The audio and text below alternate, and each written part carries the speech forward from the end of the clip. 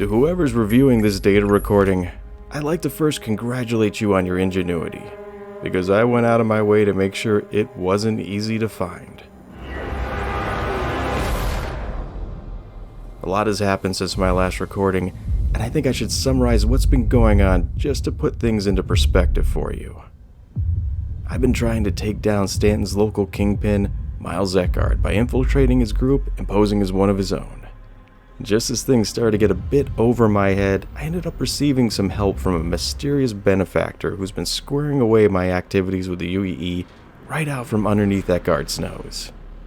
Several weeks later, I finally got a message to come in and meet with this unknown benefactor personally. Well, I just got back from that meeting, and I wanted to record it all down while it's still fresh in my mind.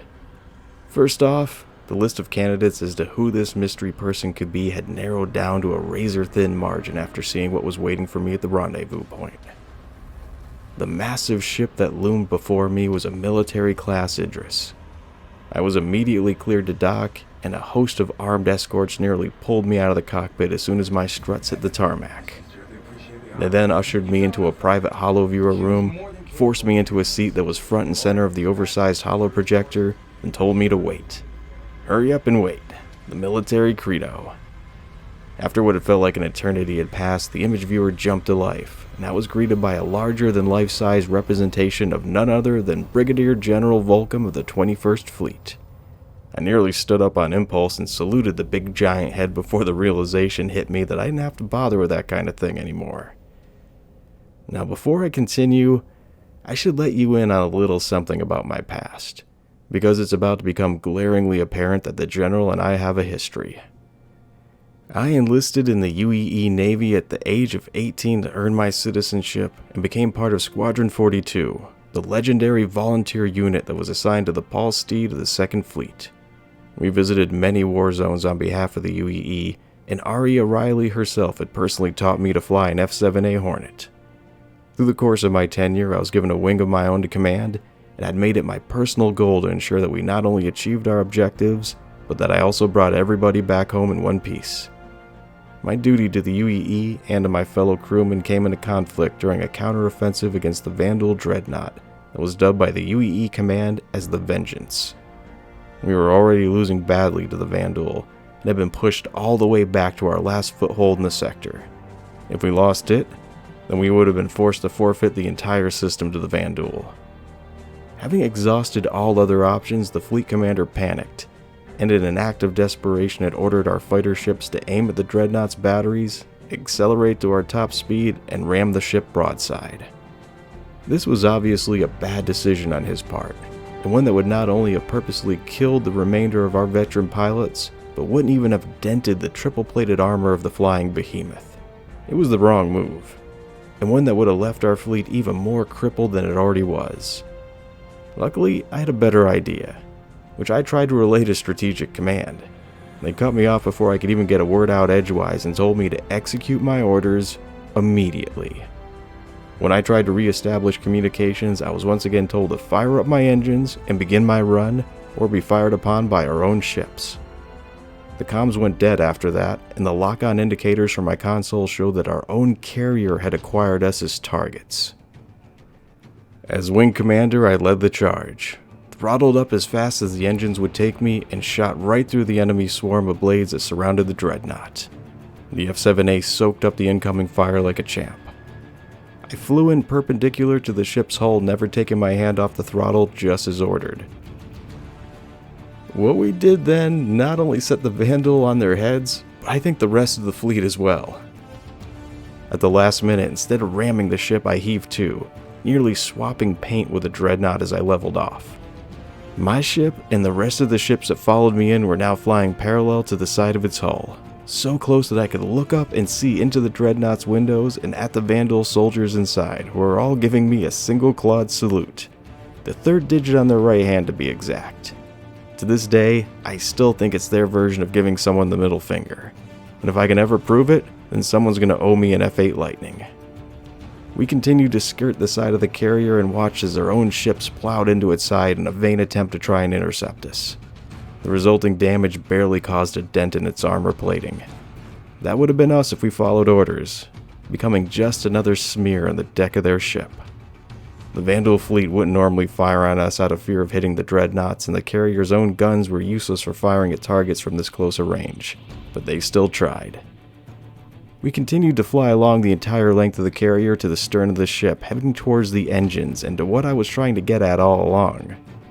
Somewhere down the line, one of our previous assaults against the dreadnought had caused a small crack to form in one of its fuel lines. It was now trailing a faint amount of hydrogen fuel. This trail was so thin it was dissipating almost immediately into the void of space, and you could only detect it at extremely close range, and only if you were aiming your sensors directly at it. This was the information I was trying to relay to command, that perhaps I had a better plan than decorating the dreadnought's hide with our ships. The Hornets to my left and right opened fire on the hydrogen leak as soon as it came into range, but the intense heat from their Panthers had only managed to ignite the fuel in small pockets that instantly burned off. At these close distances, it was no guarantee that the fuel would catch and to continue to burn to its source. In fact, at this point it was more of a Hail Mary than an actual plan. I decided to try another approach, by cutting the throttle and making sure that the flame from my engine's exhaust would cross through the path of hydrogen fuel, while sticking as close to the ship as I possibly could. This time the trail did catch, causing the fuel tanks to rupture. The resulting explosion caused a chain reaction that traveled onto the adjoining hydrogen tanks, and then to the quantum tanks. The blast was so intense that it knocked the entire swarm of glaives out of commission, while the lesser ships like the Blades were destroyed outright. Luckily our Hornets were built anvil tough, and were just thrown free from the blast zone much like the glaives were. We were just in a little better shape afterwards. That still wasn't enough to take the Vengeance down. The back end of the ship was completely gone, but with no engines it could do little more than go in a straight line and use its thrusters to try and keep its remaining bulk from spinning out of control. It no longer had enough power to fire its guns, and the majority of its escort ships had already been taken out of the fight. Our carrier continued to barrage the Vengeance with fire for the next 6 hours before it finally went silent. This attack still holds the record at being the longest sustained bombardment fire performed against a single ship in the history of UEE warfare. When we survived, the Vengeance was eventually destroyed, and the push to take back the sector could begin. But there was still a little matter left for me to have to contend with. I had ignored a direct order. Rather than admitting that his commands were not worthy of his position, the fleet commander had turned the issue around and redirected the focus onto me for disobeying orders. It worked, because he managed to stir up enough controversy amongst his peers to get me arrested and put on trial for my actions. In the UEE, orders are orders, and the chain of command is law. Disobeying one's commanding officer is tantamount to treason, and it's a very real fear amongst the brass that if one soldier refuses orders, it could spark an insurrection amongst the rest of the ranks, especially when morale was as shaky as it was at the time. This had now grown into a full-blown issue which was being debated upon by the brass and was inevitably becoming greater than the sum of my actions. It was gaining momentum and taking on a life of its own. Half of the generals in attendance wanted to hang a medal on me for doing what the entire fleet couldn't do to the Vengeance, while the other half agreed that I should be hung from a yardarm for disobeying a direct order. No exceptions. A few of them flirted with the idea of doing both. The one thing that measured in my favor was, up till now, the number of wins that we've scored against the Vandal were in short supply, so our success against the Vengeance became a great morale boost to the rest of the troops, and to the onlooking public back home. They deemed it would be counterproductive to publicly hang the pilot who delivered them that win, but in turn saw it as being equally damaging to the established chain of command if they let such a breach in protocol go unpunished. In the end, it was decided that I would lose my commission, but be allowed to retain my citizenship on the provisional basis that I never publicly talked about the events surrounding my tenure with Squadron 42. My military records were sealed, and I was then unceremoniously dismissed from active service and dumped off into the Stanton system. That's how I ended up here in Stanton. It's a place where even the most prodigious voice can't be heard no matter how loudly it tries to scream. So now I stand opposite of the face that was most vocal against my public execution. An act apparently that made him responsible for tracking my every move in civilian life from that moment on, just to make sure that I held up my end of the agreement, by assuming the role of my guardian angel or warrant officer depending on how you look at it. I know why. It's because his son was a member of my wing, My actions had saved his life as well as my own. The general's giant holographic lips started monologuing at me with a vengeance, which I will now relate to you word for word. Like most of the general's conversations, it started with, "Don't talk, just sit there and listen. Nothing, and I repeat nothing, that you've done since being dismissed from the service has gone unnoticed. Your trips to Levski, your preference towards doing jobs for Blackjack Security, and yes, we know all about them. You may think the military's full of idiots, but it's not like we don't know or don't care. We just see the bigger picture, and know that some injustices have to be suffered through for the greater good. You of all people should appreciate that. To the casual observer, your actions could be considered as dissentious, if not outright criminal. Me, I know you better than that. You're obviously trying to infiltrate Eckhart's organization. But by the Emperor, if I hadn't stepped in when I did, you would not only have the local police looking for you by now, but your own militia, and after that the entire UEE Navy. Never forget that you're one orange flag away from a kill order, and your existence is only being tolerated at this point. I'm too far away to be having a direct conversation with you, which hopefully you've picked up on by now. So I'm not even going to bother asking if you're going to accept the mission that I'm about to offer, because I'm just going to assume that you will. Partially because it would be a boneheaded move even for you to pass this up. But I'm also going to make you an offer you can't refuse. No, literally, because if you don't take this job, we'll orange flag you, then hunt you down.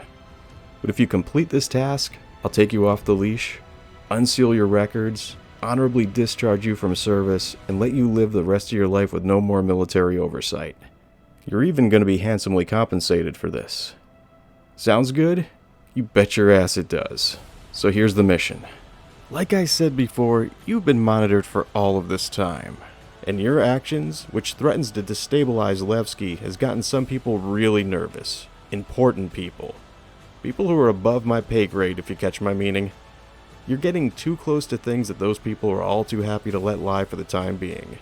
But your interference ruins all of that. Of course, the easy answer is to take you out, let things go back to normal and play out as scheduled. I have a plan B, one that should make everybody involved happy. You're in a unique position that grants you unlimited access to move about within the bowels of Levski, and that's exactly the cover you're going to need to get this done.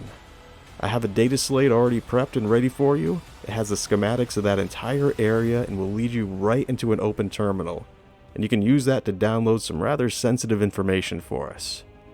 Just get it within a meter of the open terminal that's going to lead you to, and it'll download all the encrypted information automatically. Yeah, that turd Eckhart thinks he's destroyed all the research data down there, but we have redundancies and backups hidden away in that facility that group of Cro-Mags wouldn't even think to look for. After you've downloaded the info, bring it to the pickup spot, and our data runners will take it from there. Then we're done. I'll cut the military watchdogs off, unseal your records, and you can go do whatever with the rest of your life. This comes with a couple of caveats. Provision 1, Eckhart cannot be killed. Killing him will bring a lot of attention to Levski, and attention is exactly what we do not want. It's the whole reason we haven't gone in there and taken out the trash ourselves. I can't explain why, nor am I about to, but if he dies, all bets are off. Provision 2 is that you do not review the information that you are about to procure. Do not copy it or share it with another party. Doing so turns you back into a liability, and you know what we do with those. And in case you haven't noticed, I'm going to great lengths already to not have to kill you. And lastly, this squares up everything between me and you. There aren't words that can express the value I place on my son's life. A value that you held when the rest of the UEE failed me. But after this, no more favors, no more help. From this point on, your mistakes will be your own to have to clean up after. Now get out of here and go see the quartermaster to pick up your gear. This gave me a lot to think about. I flew directly back to Levski, landed in my private hangar, and beelined it to the back rooms where the others aren't allowed to go. The data slate led me through a dark labyrinth of twisting passageways into the burned out remnants of what could have once been a research facility. All of it was just as the general had described. I let the data slate guide me to an active terminal and brought it close enough so that it initiated the download. Done. One thought kept resonating in the back of my head. It was something that the general had said to me just before his transmission had cut out.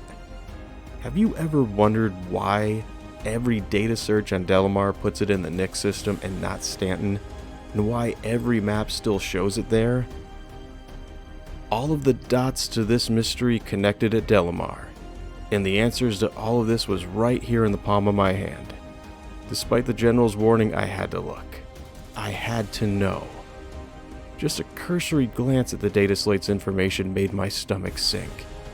And my God, this can't be right. If this is true, then it's beyond what I ever expected to find. The answer to all of this is